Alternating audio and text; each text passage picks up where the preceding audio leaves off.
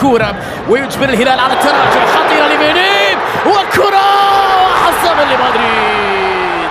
1-0 لمدريد عن طريق فينيسيوس جونيور لوهلة واحدة، للقطة واحدة، في غفلة واحدة، في كورة واحدة، في تمريرة واحدة. المدريدية يخطفون الكورة ويخطفون الهدف بعد لمسة رائعة جدا من جانب المتألق كريم بنزيما. ضرب دفاع الهلال فينيسيوس الخطير للغاية يسجل هدف أول بعد 12 دقيقة لعب في نهائي كتم. لوكا مرة أخرى بكرة عرضية خطيرة وبرافو جانج يونسو في الإبعاد. فالفيردي هدف ثاني لمدريد، هدف ثاني لمدريد بعد 18 دقيقة لعب في النهائي عن طريق فيدريكو فالفيردي اللي سجل في نصف النهائي. وفي المباراة النهائية مع هؤلاء القوم لا يمكن أن ترتكب أخطاء، سيكون العقاب قاسيا للغاية. وهذا ما حدث مع فريق دفاع الهلال في أكثر من لقطة. سجل مدريد بعد أن كان الأفضل في الدقائق الماضية والأكثر سيطرة أمام الهلال في نهائي كأس العالم للأندية.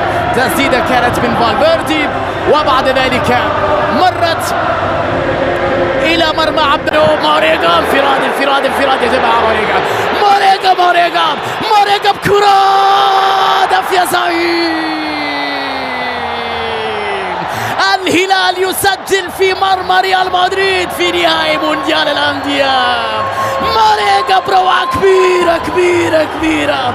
هذا الشيء اللي نراهن عليه الليلة، ضربهم في الهجمات المرتدة بعد دبابة موسى موريغا. مين هذا كأنه حط الكورة. موريغا مقابل هدف واحد.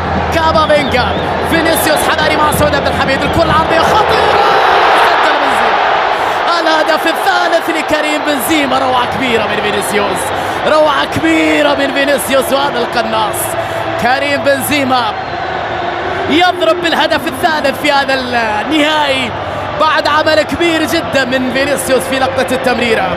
مدريد يسجل الهدف الثالث في مرمى الهلال، لكن شوط ثاني هذا الهلالي بروعة كبيرة بمستوى جيد. على جهة اليمين فالفيردي مع كارفاخال الونتو، تحرك من جانب فالفيردي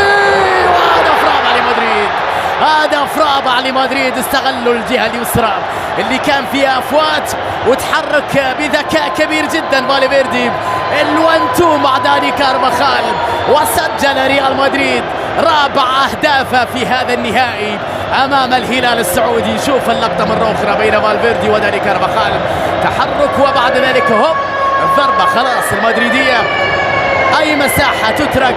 مع سعود مرة أخرى تمريرة حلوة لبيتو، فرصة لبيتو يا ولد يا لوسيانو. 4-2 الزعيم يسجل ثاني أهدافه في مرمى ريال مدريد في نهائي المونديال. لوسيانو بعد تمريرة كبيرة ورائعة جدا من سعود عبد الحميد، بروعة كبيرة جدا من سعود عبد الحميد. الهلاليين يقاتلون لأجل جماهيرهم انهاء المونديال. سعود عبد الحميد جوستافو والآخر سعود بيبعد الكرة. سيبايوس مر وبيليب والكرة في المرمى. هدف مدريدي الخامس لمصلحة ريال مدريد عن طريق فينيسيوس. مرة أخرى الأخطاء الدفاعية البسيطة، تفاصيل صغيرة جدا تحسب لك مباريات طبعا من هذا النوع أمام لاعبين بهذه القيمة وهذه الجودة وهذه الإمكانيات وهذه المستوى العالي. الهلال السعودي ميشائيل برافو. حلوة يا بيتو، حلوة يا ميشائيل. الهلال يا جماعة، الهلال يعزك ويرفع راسك. أي شخصية يا زعيم، أي كورة جميلة في لقطة رائعة. المدريدية طبعا حسموا الأمور في هذه المباراة النهائية. الهلال حب يستعرض أيضا قيمته ومهارات لاعبيه في هذه اللقطة.